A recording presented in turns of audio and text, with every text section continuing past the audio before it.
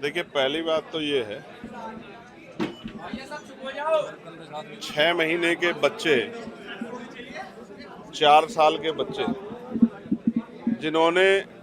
जिनको ये भी नहीं पता कि सही मायने में कि उनके माता पिता का नाम क्या है, वो किस बस्ती में रहते हैं, उनके लिए अच्छा क्या है, उनके लिए बुरा क्या है, जिन्होंने आंखें भी ढंग से नहीं खोली है, और इतना बड़ा हादसा हो जाना उस परिवार के लिए कितनी पीड़ा का समय है। मैं जब इस किस्से को याद करता हूं तो मुझे एक किस्सा याद आता राजस्थान का, जहां एक बच्चे को पीटा गया था, और जब मैं उसको अस्पताल जाते हुए देख रहा था तो उसकी आंख सूजी हुई थी।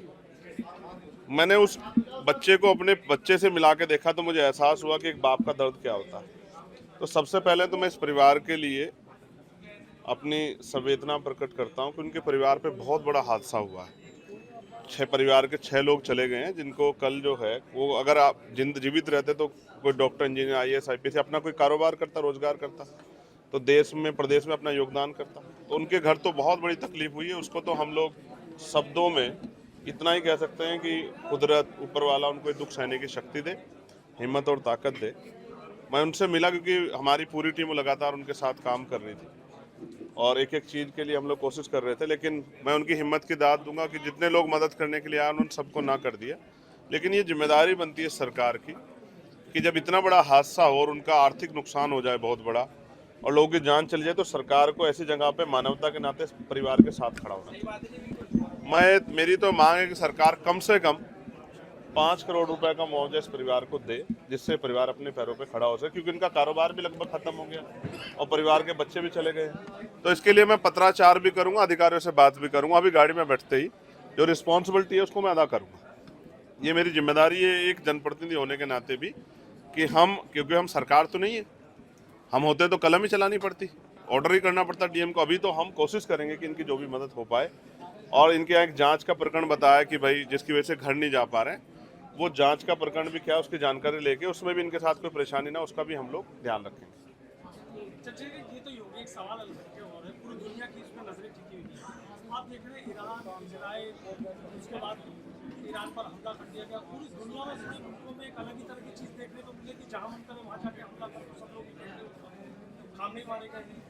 नहीं तो ये तो किससे चोरी नहीं है कि सुपर पावर बनने की होड़ लगी है अमेरिका इजराइल को जो है, और उस सुपर पावर बनने के चक्कर में वो जो भी उनके सामने अड़ सकता हो, जो जिसके अंदर रीढ़ है, किसी राष्ट्रपति को उठा लाते हैं वो लोग। और उन्होंने जिस तरह ईरान के साथ किया, ये तो किससे छिपा हुआ नहीं है कि ईरान उनके सामने झुक नहीं रहा था। जिस तरह से उनके जो सीनियर नेता थे उनके घर पे बम गिरा के उन्होंने उनकी हत्या कर दी है। मैं एक बात बहुत इंपॉर्टेंट कहना चाहता हूँ और मीडिया के बंधुओं के माध्यम से इसलिए कहना चाहता हूँ कि दूर तक जाए। देखो, ये एक शुरुआत है। जब किसी को इस तरह का बल मिलता है तो उसको ये ऐसा लगता है कि वो किसी को भी कुचल सकता है। ट्रंप ने जिस तरह से हमारे प्राइम मिनिस्टर के बारे में भी बार बार कहा कि हम उनका कैरियर खत्म कर देंगे, टैरिफ लेकर ही रहेंगे, मैं ये बात कहना चाहता हूँ, ये भारत है, हमारी सरकार से वैचारिक विरोध है, उनकी नीतियों का विरोध है। लेकिन अगर हम देशभक्त इतने हैं, अगर देश की मिट्टी पे आँच आई या किसी भी राष्ट्र को गलतफहमी हो, चाहे चाइना हो, चाहे वो पाकिस्तान हो, चाहे वो अमेरिका हो या इजराइल हो, अगर किसी को गलतफहमी हो कि वो हमारी मिट्टी या हमारे लोग तरफ आंख उठा देगा, तो हम ऐसी ईंट से ईंट बजाएंगे कि लोग याद रखेंगे।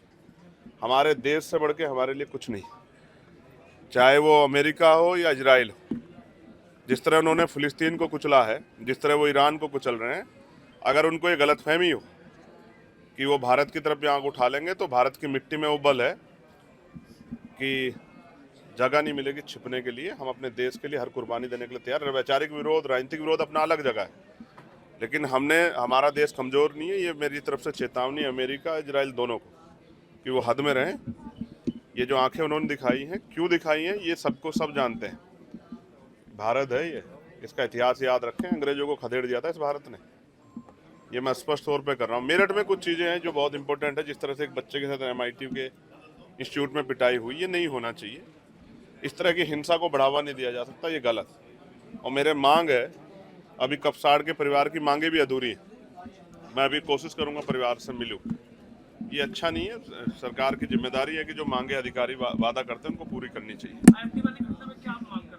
गलत है, इसकी जांच होनी चाहिए, उन पर कार्रवाई होनी चाहिए जो इस तरह की हुड़दंग कर रहे हैं, वो जो माहौल खराब करने का काम कर रहे हैं। आपने देखा क्या लिखा गया नेशनल हाईवे पे जो है दिल्ली देहरादून पे, आप वो शब्द मैं नहीं दोहरा सकता क्या लिखे गए थे पेंट करके, मैं ही था अकेला आदमी जो बोला। ये मुल्क सबका है, ये जो है, ये देश जो है यहाँ ये सबका है देश, किसी एक जाति किसी एक धर्म का नहीं। इस तरह की गुंडागर्दी या इस तरह की जो है ये जो गैर जिम्मेदाराना है सिर्फ राजनीतिक स्वार्थ के लिए या अपने आप को चमकाने के लिए, इससे देश की एकता अखंडता पर जो चोट पहुंच रही है। राजनीति हो या क्रिकेट, देश विदेश की ब्रेकिंग हो या आपके मोहल्ले की बड़ी खबर, सब मिलेगा एक ही ऐप में, सबसे तेज और भरोसेमंद। अभी डाउनलोड करें दैनिक भास्कर डिजिटल।